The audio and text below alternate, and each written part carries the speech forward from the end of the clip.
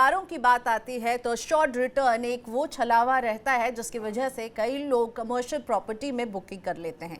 यहाँ तक कि अब तो रेजिडेंशियल प्रोजेक्ट में भी आपको आसपास बड़े बड़े ऐड मिलेंगे जो अशोर्ड रिटर्न का वादा कर रहे होंगे। तो इनसे आपको क्यों सावधान रहना है, ये हमने आपको अपने फोकस पैकेज में तो समझाया, लेकिन इस पर और तफसील से अभी बातचीत हम करने वाले हैं। साथ ही में समझेंगे कि घर खरीदारों का क्या हाल है। जब रियल एस्टेट क्षेत्र में पारदर्शिता लाने के लिए रेरा का अनाउंसमेंट किया गया था तब कहा गया था कि अब तो रियल एस्टेट घर खरीदारों के अच्छे दिन शुरू हो रहे हैं, लेकिन क्या अच्छे दिन शुरू हो गए हैं? क्या खरीदारों की मुश्किलें आसान हुई है? इन सब पर बात करने के लिए मेरे साथ जुड़ने हैं वेल्थ मैनेजमेंट फर्म फिनकार्ड के फाउंडर और CEO Tanveer Alam. Thank you so much Tanveer ji, आपने वक्त निकाला मनी9 के लिए। सबसे पहला सवाल तो मैं रेरा पर ही पूछना चाहूंगी। जिस पारदर्शिता के वादे के साथ रेरा को लाया गया था, चीज़ें कितनी बदली हैं ग्राउंड पर? खरीदारों को इससे कितनी राहत मिल रही है? क्योंकि कई बार ऐसी शिकायतें भी आती हैं कि रेरा के जो भी ऑर्डर देने के बाद भी बिल्डर जो है अपनी मनमानी करने से चूकते नहीं हैं। आपको क्या लगता है, ग्राउंड पर क्या खरीदार अब राहत की सांस ले रहे हैं? देखिए, रेरा के आने से काफ़ी हद तक सुधार आई है, लेकिन उस पर मैं आपको बेसिक एक आम आदमी के नज़रिए से समझाता हूँ रेरा के आने से क्या फ़र्क आया है। इनफैक्ट जब रेरा आया, सबसे पहले रेरा के पहले दिक्कत क्या आ रही थी, इंसान होम अपने ख़रीदता है लेकिन उसकी डिलीवरी सही टाइम में नहीं आती है, या उस प्लान में कुछ ऑटोमेटिकली बिल्डर चेंज कर देते हैं बिना बताए। तीसरा है कारपेट एरिया और सुपर बिल्ट एरिया के जुगलबंदी में वो हमेशा लोगों को उलझाते रहते हैं। और चौथा जो मेन प्रॉब्लम था कि वो रियल एस्टेट बिल्डर क्या करते, इतने हंग्री थे ग्रोथ के लिए कि आपसे पैसा इस प्रॉपर्टी के लिए ले रहे, उसको यूटिलाइज नहीं कर रहे, उसी पैसे से दूसरे जगह और ज़मीन खरीदते थे, और ये मिसमैच की वजह से वो प्रॉपर्टी कंस्ट्रक्ट सही नहीं हो पाती सही वक्त समय में। ठीक है। और उसके अलावा क्या है, ये अधिकतर वो जो आपको 2 साल का EMI वेव, ये ऐसे ऑप्शंस देके आपसे पूरा पैसा ले लेते थे, और होम लोन जो बायर है सालों साल ब्याज देते थे, EMI देते थे, लेकिन उनको प्रॉपर्टी नहीं मिलती थी। सो ये चैलेंजेस को रेरा ने दूर किया है। तो रेरा के आने से क्या चेंजेस आए हैं, I will talk about it. एक तो है कि बिल्डर्स आपके मर्जी के बिना कोई प्लान में चेंज नहीं कर पाएंगे, जो कि वो पहले करते थे। दूसरा, आपको रेरा के जो टाइमलाइन दिया, डिफाइंड टाइमलाइन उनके वेबसाइट में, प्रॉपर्टी के वेबसाइट पे, उस डिफाइंड टाइमलाइन के अंदर देना पड़ेगा, वरना उनको पेनल्टी देनी पड़ेगी। तीसरा है कारपेट एरिया और सुपर बिल्ट एरिया की जो जुगलबंदी करते थे वो और लोगों को उलझाते थे, अब बहुत क्लियर हो गया है कि आपको प्रॉपर्टी कारपेट एरिया के बेसिस में सेल करेंगे। चौथा और बहुत अहम पॉइंट ये है कि जो भी आपसे पैसा लेंगे वो 70% पैसा एस्क्रो अकाउंट में रहेगा, और वो पैसा सिर्फ उस प्रॉपर्टी के डेवलपमेंट में ही यूज होगा। ओके। और पांचवा बहुत इंपॉर्टेंट पॉइंट है, अगर अंडर कंस्ट्रक्शन प्रॉपर्टी है, आपने सेल डील एग्रीमेंट साइन नहीं किया है, तो सिर्फ 10% ही प्रॉपर्टी वैल्यू वो ले सकते हैं।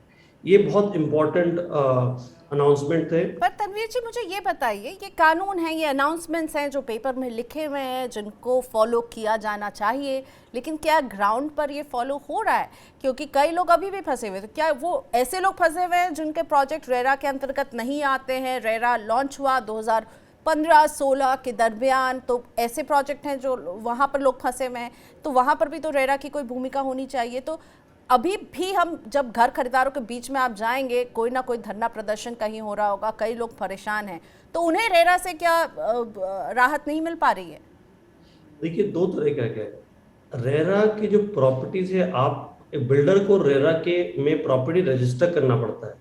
अगर वो रेरा कंप्लाइंट प्रॉपर्टी नहीं है तो फिर तो वो ऑलरेडी जो पहले चल रहा था वो चलेगा।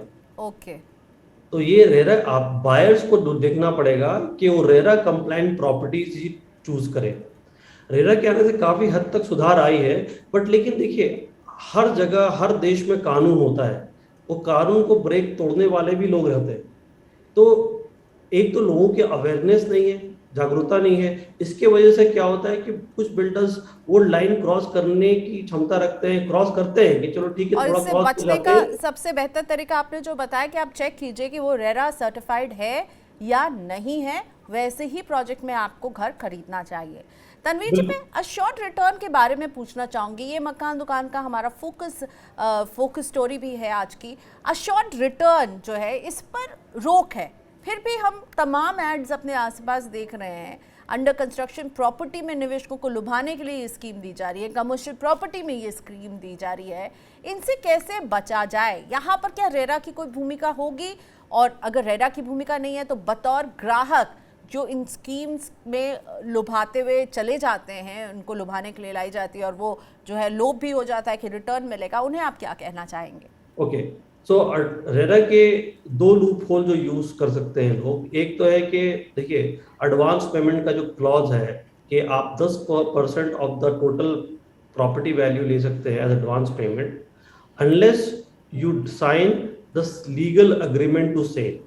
ओके, सो अब ये बिल्डर क्या करते हैं, वो एक सिंपल सा लूप होल निकालेंगे, एक रेट डिफाइन करेंगे जो नॉर्मल रेट है और एक दूसरा रेट डिफाइन करेंगे जो कम रेट है। और कम रेट पे करेंगे ये रेट तभी एप्लीकेबल है जब आप अग्रीमेंट टू सेल करते हैं और पूरा पैसा देते हैं।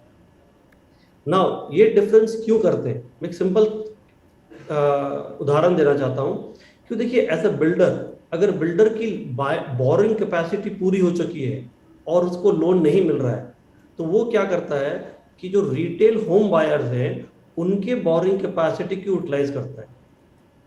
तो ये सपोज मान लीजिए, एग्जांपल देता हूं, एक 50 लाख की प्रॉपर्टी है, ओके, और वो 50 लाख की प्रॉपर्टी में उसको सिर्फ 5 लाख रुपए मिलेगा एडवांस पेमेंट, लेकिन चाहिए उसको पूरा फुल पेमेंट 50 लाख। तो वो क्या कहेगा कि ये 50 लाख की प्रॉपर्टी है, आपको आप सब कॉस्ट लेके रहेंगे तो आपको ये 50 लाख पड़ता है, लेकिन आपको मैं दूंगा 45 लाख रुपए में। तो अब होम बायर्स क्या कहते हैं कि चलो 5 लाख की छूट मिल रही, 10% वेज इज वेरी गुड, तो वो होम बायर्स ट्रैप में आते हैं। और ये मान ली कंप्लीशन 30 मंथ्स है या 2.5 साल है या 3 साल है, तो 3 साल में अगर बिल्डर अगर वो बोरो करता है तो कम से कम 10% के रेट में बोरो करता है, तो वो जो 50 लाख रुपए पे उसको 15 लाख का ब्याज मिलता है। तो उसने वो बचा लिया और वो सारा पैसा रिटेल इन्वेस्टर से ले लिया और इन्वेस्टर की ईएमआई स्टार्ट हो गई है। तो ये एक लूप होल है। दूसरा जो लूप होल अधिकतर यूज हो रहा है अश्योर्ड रिटर्न में, वो कमर्शियल प्रॉपर्टी में ज्यादातर यूज हो रहा है। बिल्कुल। कमर्शियल प्रॉपर्टी में क्या कहते हैं ना, वो आपको एक रेंटल दिखाता है, वो प्रॉमिस नहीं कर रहे हैं। वो ये कह रहे हैं कि अगर ये कमर्शियल प्रॉपर्टी आप लेट आउट करेंगे, अगर, तो यहाँ पे अगर पे ध्यान देना अगर होगा। है, अगर आप लेट आउट करेंगे तो आपको ये रेंटल यील्ड मिलेगा, इतना रेंटल आपको मिलेगा, हमारे पास इतनी मल्टीनेशनल मतलब ये कंपनी पूरा है। स्पेकुलेशन है, और वो स्पेकुलेशन में एक ऐसा ताना बाना बुन करके प्रेजेंट किया जाता है कि इंसान को लगता है कि अच्छा मुझे इतनी कमाई हो जाएगी। बिल्कुल, ये एक इलस्ट्रेशन के तौर पे है और इसको आम कंज्यूमर अज्यूम कर ले कि ये गारंटी है, ये गारंटी नहीं है। ये जस्ट एक इलस्ट्रेशन है, एक विशफुल थिंकिंग है बिल्डर का कि आपको ये रेंटल मिलेगा। और दूसरी है, रेंटल इनकम गारंटीड और कंटिन्यूस नहीं होती है। अगर मान लो कोई बिल्डर आ भी गया, कोई आपको कोई प्रॉपर्टी कंपनी ने ले ली है ऑफिस स्पेस, कल को वो छोड़ के चले जाता है, तो वो गैप जो है 3-6 महीना का, अगर आपकी प्रॉपर्टी लेट आउट नहीं होती है तो आपको 0 रेंटल मिलेगा। इसमें आप कोई भी रेरा रेगुलेशन अप्लाई नहीं करता है, क्योंकि ये तो उन्होंने इलस्ट्रेशन दिया है, गारंटी नहीं दिया है, ये अग्रीमेंट का पार्ट भी नहीं होगा। बिल्कुल। सर ये अग्रीमेंट जब बहुत कुछ अच्छा लगने लगे, when it's too good to be true, then it's not true, और इनसे दूर रहने में ही समझदारी रहेगी। ये मुझे समझ में आ रहा है तनवीर जी से। ये बहुत इंपॉर्टेंट बात की प्रियंका, नॉट ओनली फिर real estate, any investment absolutely sounds too good to be true, उससे आप दूर रहें। इट्स नॉट ट्रू देन, जब बहुत अच्छा लगने लगे तो इट्स नॉट ट्रू। एक आखिरी सवाल तनवीर जी, ओवरऑल रियल एस्टेट में अभी जिस तरह का के हम दौर से गुजर रहे हैं, होम लोन जो है एक लंबे समय तक स्टैग्नेंट रहने के बाद उसके ब्याज हम बढ़ते हुए देख रहे हैं, इनपुट कॉस्ट भी जो है एक तरह से मकानों की बिक्री पर असर डाल रहा है। इस माहौल में आप रियल एस्टेट में क्या देख रहे हैं? आने वाला समय कैसे रहेगा? क्या चुनौतियां रहेंगी घर खरीदारों के लिए और डेवलपर्स के लिए? आप क्या देख रहे हैं? देखिए, दो तरह मैं होम लोन ईएमआई से इतना चिंतित नहीं हूँ कि अगर एक सिंपल उदाहरण लाइव एग्जांपल देता हूँ। अगर आप 50 लाख की प्रॉपर्टी कोई नॉर्मल आदमी बाय कर रहा है, 7% का ब्याज है, 20 साल का होम लोन है, उसकी ईएमआई आएगी 38,765। सो अगर ये 7% से बढ़कर 8% चला जाता है, सेम 20 साल का टेन्योर 50 लाख का लोन, वो ईएमआई बढ़ के 41,822 होता। तो ईएमआई में जो बढ़ोतरी होती है सिर्फ 3,000 रुपए की होती है अप्रोक्सीमेटली। तो आप ओवर लाइफ पीरियड देखेंगे ना, तो ये करीब 7.5 लाख रुपए का फर्क पड़ेगा, बहुत ज्यादा फर्क नहीं पड़ेगा। मेरा चिंता का विषय यहाँ पर है इनपुट कॉस्ट। इनपुट कॉस्ट बहुत तेजी से बढ़ रही है। अब सेम फ्लैट जो 50 लाख रुपए का था, एवरेज में इनपुट कॉस्ट जो है, एनोरॉक की बात करें, एनोरॉक की रिसर्च रिपोर्ट है जहां पर input cost has gone by almost 15%। कुछ मेटल्स वगैरह ज्यादा बढ़े हैं 30-35%, बट ओवरऑल इनपुट कॉस्ट 15% बढ़ गया है। तो 15% बढ़ने के का अर्थ ये है, जो प्रॉपर्टी 50 लाख रुपए का था वो हो सकता है आपको 65 लाख रुपए या 15 लाख रुपए महंगा मिलेगा। ठीक है। सो ये जो cost, input cost, upfront cost है जो बढ़ रही है 8-9 लाख रुपए की, is more higher than the overall EMI you give. ठीक है। तो इसी वजह से इनपुट कॉस्ट की चिंता का विषय है। और उम्मीद करते हैं कि ये इन्फ्लेशन टेपर होगी आने वाले समय में, क्योंकि इन्फ्लेशन सिर्फ एक्सेस मनी रिलेटेड नहीं है, ये सप्लाई चेन जो डिसरप्शन हुआ है कोविड के बाद, कि जो हम बहुत से मेटल्स वगैरह इंपोर्ट कर रहे थे चाइना वगैरह से, उस पे रोक लग गया है। इसके वजह से हमारे जो मेटल्स के कॉस्ट बहुत तेजी से बढ़े हैं, सीमेंट के कॉस्ट तेजी से बढ़े, टाइल्स के कॉस्ट तेजी से बढ़े हैं। हो सकता है आने वाले में समय में ये कोविड की जो सिस्टम कुछ नॉर्मल हो जाए, तब ये कॉस्ट पे थोड़ी सी अगर कमी आती है तो ये रियल एस्टेट सेक्टर के लिए सही रहेगा। वरना इनपुट कॉस्ट बढ़ने की वजह से रियल एस्टेट की कॉस्ट बढ़ेंगी, क्योंकि ये बिल्डर ये कॉस्ट अब्सॉर्ब करने के पोजीशन में नहीं है। यानी आप कह रहे हैं कि घर के दामों के बढ़ने के लिए आप तैयार रहिए, कि आपको दिखेगा कि अब जो रियल एस्टेट पहुंच से बाहर जाता हुआ रहेगा। वैसे भी हमेशा ही पहुंच से बाहर ही रहता है, लेकिन और अब तो इनपुट कॉस्ट का दबाव भी यहाँ पर है।